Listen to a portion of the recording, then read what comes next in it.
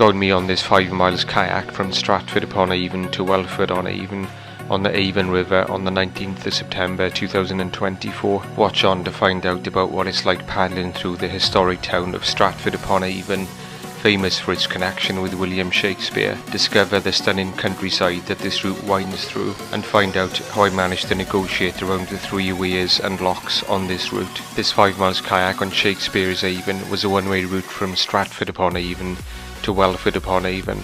Launching from Stratford-upon-Avon at 11:30 am, I negotiated the Colin P. Witter lock and then the Weir break lock. After passing the village of Luddington, I traversed Luddington Lock and Weir. I landed at the Four Alls pub above Binton Bridge at Welford-on-Avon at 3 pm.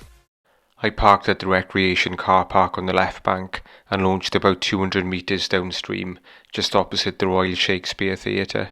I paddled upstream a bit past the Royal Shakespeare Theatre towards Clopton Bridge for a closer look at Stratford-upon-Avon. I'm looking upstream towards the stunning archways of Clopton Bridge, and over there that's the recreation ground where I launched from earlier. Stratford-upon-Avon is a lovely town blessed with loads of historic Tudor-style architecture. Its favourite son is of course the famous William Shakespeare. I turned around and started paddling downstream with the sprawling parkland of the recreation ground on my left and the town on my right. It's a great place to paddle with hordes of ducks, swans and other water birds swarming over the river. You just need to keep a lookout for the numerous boats milling up and down the river there. I've only gone about a third of a mile downstream and I've got the Lucy's Mills weirs on the right hand side with the lock on the left hand side. I got out just above the lock on the left bank and had to carry my kayak about 150 metres, and I'm just putting back in below the lock. There are actually 2 Lucy's Mill weirs, and that's the one on the left side of the river. There's a heron standing guard on the second Lucy's Mill weir on the right side of the river.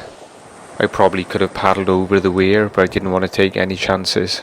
I'm very cautious when it comes to weirs, especially ones that I've not come across before, so I had portaged around the Colin P. Witter lock on the left bank, even though it slowed me up quite a bit.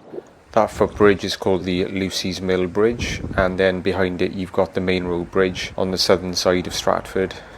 I'm passing the entrance to Shakespeare's Marina, which is just downstream of Stratford-upon-Avon. I've just nipped into the entrance to Shakespeare's Marina for a quick look around. I came to an island in the middle of the river with Weir Break Lock to the left and a rocky weir to the right. Not knowing if I'd be able to safely paddle the weir, I took the left channel with a view to portaging around Weir Break Lock. Ahead you can see Weir Break Lock coming up with a floating platform conveniently situated on the left bank to get out onto. I'm going to get out onto that platform on the left hand bank and then carry my kayak around the left hand side of the lock. I was glad that I saved my Canoe Wales membership card to my phone, because I was asked by the lockkeeper if I had a waterways licence.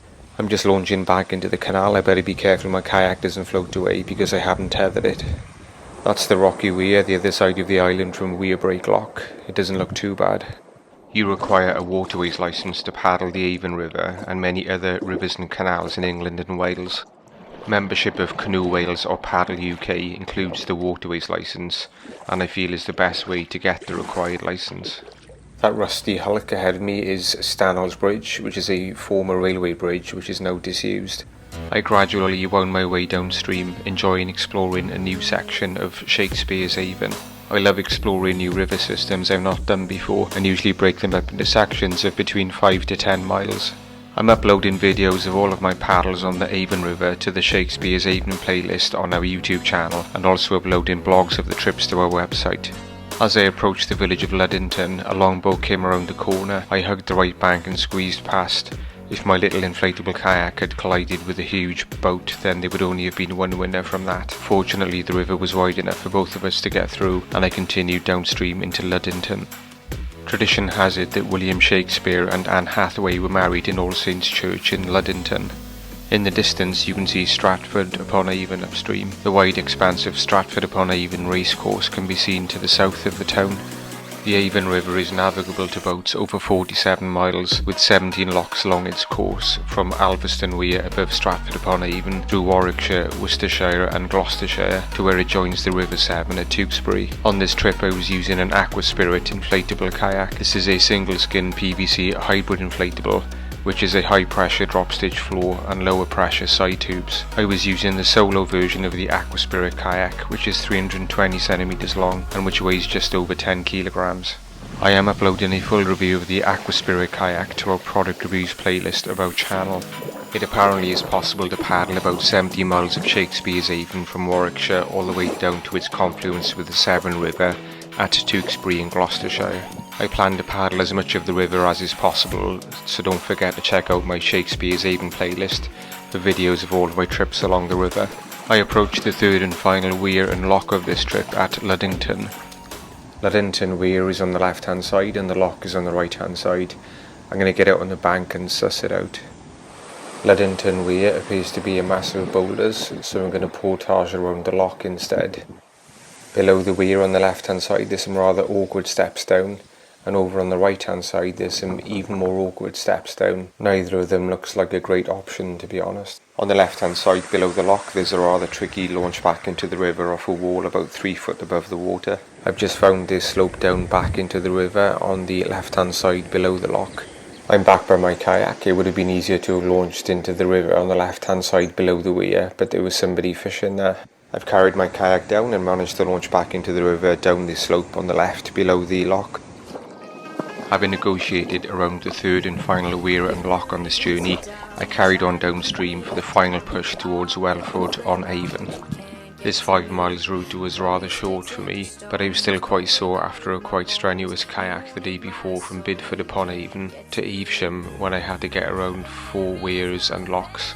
There are quite a few locks and weirs on the Avon River, and if you're going to paddle routes on it, then it's certainly worth knowing how many of these you have to get past on the route in question. You can of course paddle over some of the weirs if you are competent enough a paddler, but you should inspect any weirs before attempting to paddle over them to make sure that they're safe. I had not paddled this section of the Avon before, so I had planned to err on the side of caution and portage around any locks and weirs that I came across on this route.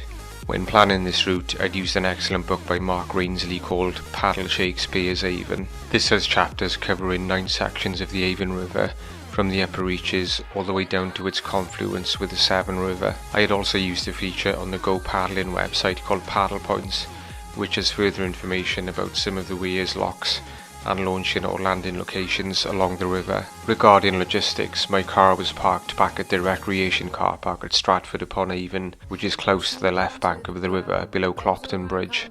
When I landed at the Four Alls pub at Binton Bridge in Welford-on-Avon later, I phoned one of the taxi companies at Stratford-upon-Avon to pick me up and take me back to Stratford. Bus 27 runs between Welford-on-Avon and Stratford-upon-Avon, but you'd have to walk about half a mile from the landing point at the Four Alls pub into Welford village, where the bus stops are, if you wanted to catch this bus.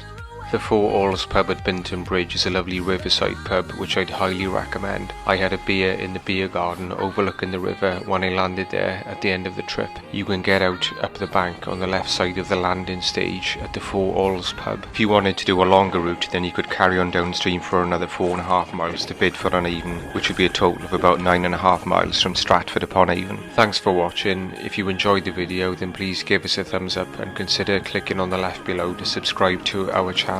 Click on the right below to see other videos of our trips along Shakespeare's Avon. Happy paddling from the kayak crew.